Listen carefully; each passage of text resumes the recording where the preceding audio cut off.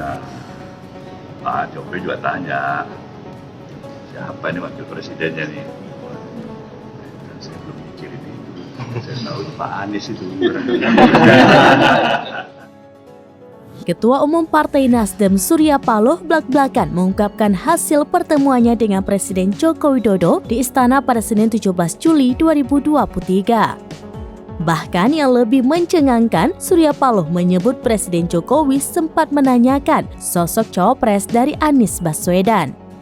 Paloh kemudian sambil tertawa menyebut bahwa sosok cawapres tersebut sepenuhnya berada di genggaman Anies. Bahkan dirinya sendiri belum memahami siapa sosok cawapres yang tepat karena Anies sendiri yang paling tahu. Bahkan ia mengklaim bahwa tidak menutup kemungkinan bakal ada pertemuan antara Jokowi dan Anies. Surya Paloh menyebut bahwa pertemuan antara Jokowi dan Anies bagus untuk kepentingan bangsa ketimbang memikirkan siapa kawan dan lawan.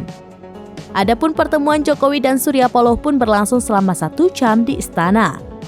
Kedatangan Paloh untuk memenuhi undangan Presiden Joko Widodo.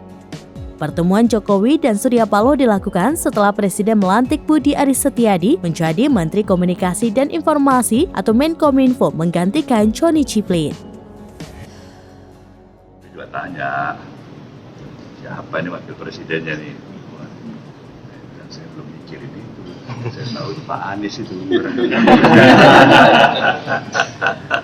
Oh, berarti kemarin Pak Presiden nanya soal cawapres juga ya kepada Pak Surya Paloh? Saya bilang saya juga belum memahami, barangkali Pak Anies yang paling tahu. Ya, itu aja kira-kira begitu. Apa Bapak ada menawarkan untuk pertemuan antara Pak Jokowi dengan Pak Anies? Saya nggak menawarkan, tapi probability ke arah itu bisa aja, dan itu bagus ya. Kemungkinan ke arah itu bisa aja ya, kemungkinan ke arah itu bisa aja. Tapi macam saya katakan dari awal tadi, kalau suasana itu dibawa dengan tidak tegang, tidak memposisikan ini lawan, ini kawan, siapa yang bisa mendapatkan